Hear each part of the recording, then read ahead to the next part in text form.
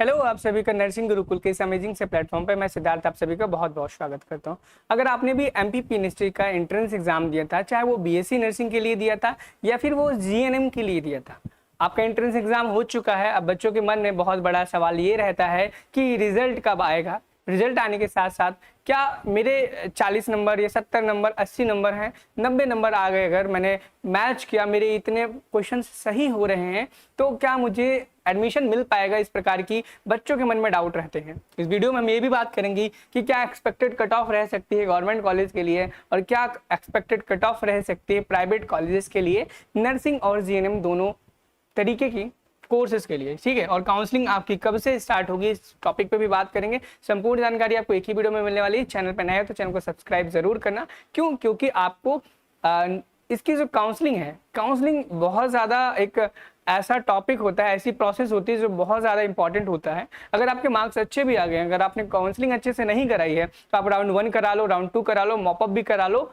Sorry, उसके बाद भी आपको सीट नहीं मिलेगी। क्यों? क्योंकि आपने चॉइस फिलिंग काउंसलिंग नहीं की है। चॉइस फिलिंग काउंसलिंग में मेरी टीम आपको पूरी तरीके से गाइड करने वाली है। चैनल को सब्सक्राइब कर लेना, चैनल पर नए हो तो, और साथ ही साथ में व्हाट्सएप ग्रुप को ज्वाइन कर लेना। डिस्क्रिप्शन बॉक्स में आपको उसका लिंक मिल जाएगा। ठीक है, आपको ये चीज़ बहुत ही अच्छी तरीके से क्लियर होगी कि आपका बीएससी नर्सिंग, साथ ही साथ में जीएनएम का जो एंट्रेंस एग्जाम है वो सक्सेसफुली कंडक्ट कराया जा चुका है। और ये एग्जाम में कुछ गड़बड़ियां भी हुई थी छोटी मोटी, ठीक है, इग्नोरेंस कर सकते हैं उनको। ठीक है, साथ ही साथ में क्या हुआ था, कई शिफ्ट में कराया गया, ये भी चीज पता होगा कि 1 2 3 शिफ्ट में भी कराया गया है एग्जाम। ये चीज आपको बहुत ही अच्छी से क्लियर होगी। ठीक है, अब बात ये आती है कि भाई इसका रिजल्ट कब आएगा। देखो, वैसे तो जो एमपीपी यूनिवर्सिटी ने अपना एंट्रेंस एग्जाम कराया है, इससे पहले बहुत पहले हुआ था, लगभग 2 साल पहले एग्जाम हुआ था। बीच में 2023 में एग्जाम हुआ ही नहीं।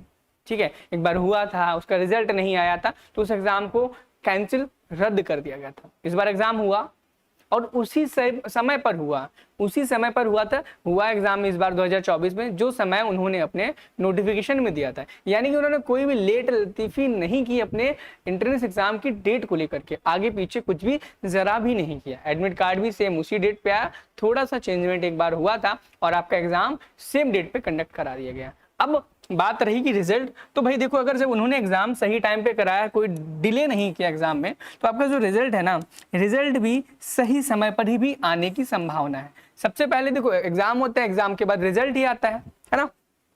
तो जो रिजल्ट है, आपका जो रिजल्ट है, ध्यान देना, रिजल्ट है वो लास्ट सितंबर में आने के चांसेस बहुत ज्यादा है। कब आएगा? लास्ट सितंबर में आने के चांसेस सबसे ज्यादा है।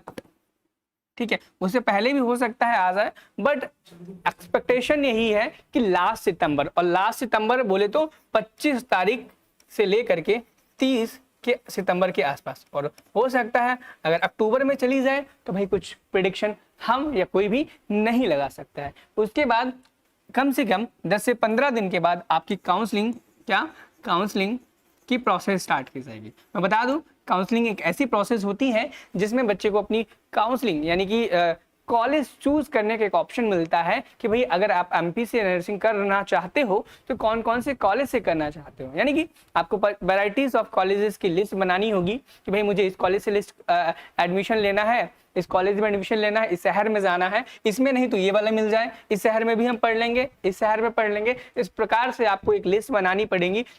क्या पता आपको 30 से 40 कॉलेज की लिस्ट बनानी पड़े, 50 से 60 भी बनानी पड़ जाए, कि उनमें से कोई कॉलेज आपको मिल जाए, आप उनमें जाकर के पढ़ाई कर सको उस। और अगर आपके मार्क्स अच्छे हैं तो वो कॉलेज आपको मिल जाएगा। मिलने के बाद आपको अलॉटमेंट रिजल्ट लेटर डाउनलोड करना पड़ेगा और आप अपने अलॉटमेंट लेटर को लेकर के कॉलेज में जाओगे, डॉक्यूमेंट वेरिफिकेशन कराओगे। इस पूरी प्रोसेस को हम काउंसलिंग बोलते हैं। क्या बोलते हैं? काउंसलिंग बोलते हैं। और ये काउंसलिंग की प्रोसेस ना बहुत ही ज्यादा डिफिकल्ट होती है उन बच्चों के लिए जो पहली बार एग्जाम दे रहे थे।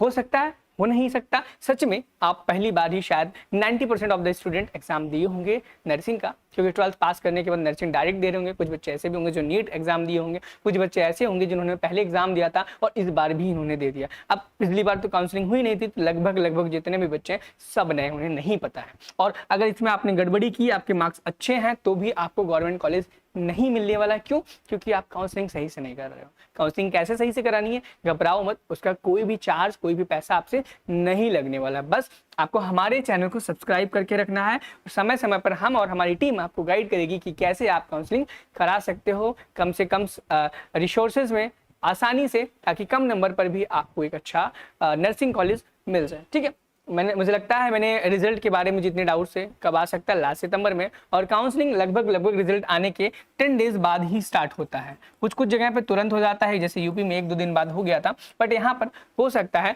10 दिन का समय लगे। क्यों? क्योंकि राजस्थान में भी ऐसा देखा गया कि रिजल्ट आए 1 महीना होने वाला है और अभी तक कोई भी काउंसलिंग का नामो निशान नहीं दिख रहा। तो इसी प्रकार से इसमें भी ऐसा हो सकता है कि 10 दिन का समय लग सकता है, तो घबराने वाली कोई बात नहीं है। ठीक है, नेक्स्ट बच्चों के मन में एक बड़ा डाउट ये रहता है कि भाई कट ऑफ क्या रहेगी और डॉक्यूमेंट्स क्या क्या हमें प्रिपेयर करने होंगे। क्यों? क्योंकि बहुत बार क्या होता है, बच्चा काउंसलिंग कराता है, उसे कॉलेज अलॉट हो जाता है, जब डॉक्यूमेंट वेरिफिकेशन के लिए जाता है तो बच्चे के पास डॉक्यूमेंट्स ही नहीं होते हैं और उसका एडमिशन कैंसिल हो जाता है, या फिर सेकेंड राउंड में उसे दोबारा से पार्टिसिपेट करने को कहा जाता है। कट ऑफ के बाद में हम बात करेंगे, उससे पहले हम बात कर लेंगे भाई आपको डॉक्यूमेंट्स कौन कौन से रिक्वायर्ड होंगे जो आपको एडमिशन के टाइम पे लगते हैं। ठीक है, डॉक्यूमेंट की स्पेलिंग देख लेना, हो सकता है गड़बड़ हो, इस पर बुरा नहीं मानना। ठीक है, अगर हम डॉक्यूमेंट्स की बात करेंगे भाई, इसमें डॉक्यूमेंट्स क्या क्या आपको प्रिपेयर करके रखने हैं ताकि जब एडमिशन का समय आए तो उस समय आपको कोई दिक्कत परेशानी ना हो और आराम से आपका एडमिशन हो जाए। सबसे पहला, क्लास 10th एंड 12th की आपके पास मार्कशीट होना कंपलसरी है। क्लास 10th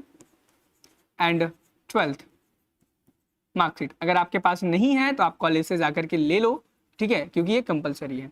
सेकंड नंबर पे आपका एक आईडी कार्ड होना चाहिए खुद का, लाइक आप आधार कार्ड यूज कर सकते हो, आधार कार्ड यूज कर सकते हो, पैन कार्ड यूज कर सकते हो, और ड्राइविंग लाइसेंस को भी आप इस्तेमाल में ला सकते हैं। नेक्स्ट, आपके पास एडमिट कार्ड होना चाहिए जो आपने एग्जाम दिया था MPPNST का, और आपका अलॉटमेंट लेटर होना चाहिए।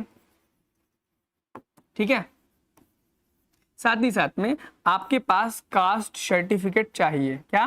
कास्ट सर्टिफिकेट, चाहे आप SC से हो, ST से हो, OBC से हो, अगर एप्लीकेबल है तो आपको कास्ट सर्टिफिकेट चाहिए। बट अगर आप जनरल से बिलोंग करते हो तो आपके पास कास्ट सर्टिफिकेट नहीं होगा। लेकिन अगर आपके पास EWS है तो आप EWS सर्टिफिकेट अपना नया बनवा लो अप्रैल के बाद का, क्योंकि EWS रिन्यू होता है, हर 1 साल के लिए ही वैलिड होता है। अगर आपका 1 अप्रैल 2024 से पुराना है तो आप उसे एक बार दोबारा से रिन्यू करा लो। ठीक है, OBC में भी ऐसा कोई आवश्यकता नहीं है, बट अगर आप बहुत ज्यादा पुराना है, 2 साल पुराना है, तो आप रिन्यू करा लो। और SC ST में कोई भी रिन्यूअल की आवश्यकता नहीं पड़ती, ये चीज आपको क्लियरली पता होगी। नेक्स्ट, अगर हम बात करें कि एक और ऐसा कौन सा डॉक्यूमेंट है जो आपको लगेगा, जिसे हम डोमिसाइल बोलते हैं। ठीक है, डोमिसाइल, जिसे हिंदी में निवास प्रमाण पत्र भी बोला जाता है। ठीक है, आप ये चीजें बनवा के प्रिपेयर करा के ऑलरेडी रख लो, ताकि जब भी काउंसलिंग की प्रोसेस स्टार्ट हो और एडमिशन लो, उस टाइम पे आपको कोई भी दिक्कत परेशानी का सामना ना करना पड़े। अब नेक्स्ट एंड लास्ट बात करेंगे कि भाई इस एग्जाम में कट ऑफ क्या जा सकती है, क्या कट ऑफ जा सकती है। ठीक है, सबसे पहले हम ये जानेंगे कि भाई कट ऑफ जो है ना, वो किन किन फैक्टर्स पे डिपेंड करती है। सबसे पहले देखो नंबर ऑफ स्टूडेंट्स पे, कि भाई नंबर ऑफ स्टूडेंट्स कितने हैं उसी पर बेस्ड होता है कट ऑफ। और आपको ये चीज पता होगी कि इस बार नंबर ऑफ स्टूडेंट बढ़े हैं। क्यों?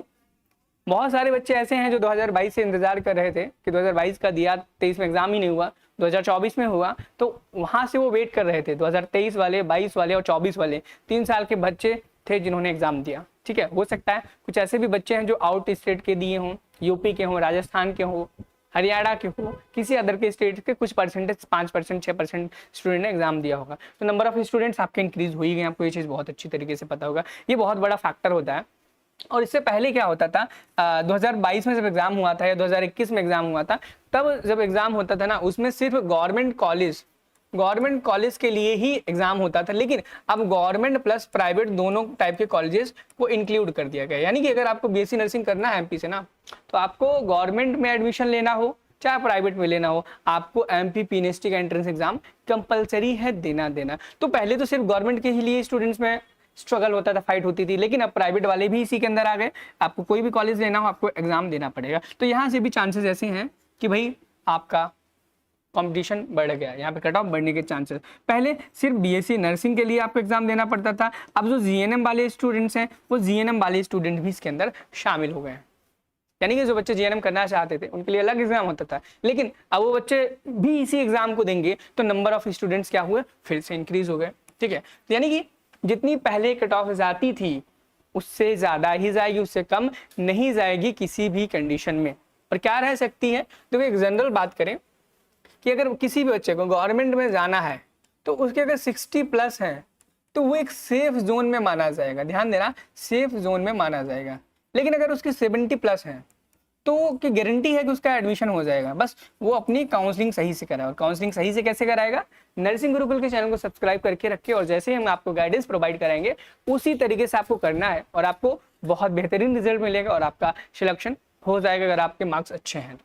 वहीं पर अगर हम प्राइवेट कॉलेजेस की बात करें, किसकी बात करें, प्राइवेट कॉलेजेस की, उसमें आपके अगर 40 प्लस मार्क्स भी हैं, 40 से लेकर के 60 के बीच में है, तो आपको एक बढ़िया कॉलेज मिल जाएगा। उससे कम होने पर भी चांसेस है मिल जाएगा, लेकिन अच्छा कॉलेज मिलेगा इस चीज़ की कोई गारंटी नहीं। मुझे लगता है आपके मन में जितने डाउट्स चल रहे होंगे, उठ सकते थे, मैंने उन सभी डाउट्स को क्लियर किया। हो सकता है आपके मन में ऐसा कोई डाउट हो जो मैंने क्लियर ना किया हो, आप कमेंट के थ्रू आप हमें बता सकते हो, हम पूरी कोशिश करेंगे उस कमेंट का रिप्लाई करने का। इनकेस अगर आपका रिप्लाई नहीं आता है तो आप हमारे इंस्टाग्राम पे जरूर मैसेज कर देना, हम वहां पर आपको रिप्लाई जरूर से जरूर ही करते हैं। और मेरे इंस्टाग्राम की लिंक आपको डिस्क्रिप्शन बॉक्स में मिल जाएगी, व्हाट्सएप ग्रुप को भी ज्वाइन कर लेना ताकि समय समय पर आपको सारी अपडेट्स मिलते रहेंगी। मिलते एक नई वीडियो में एक नई जानकारी के साथ, तब तक के लिए thank you, have a nice day, bye bye.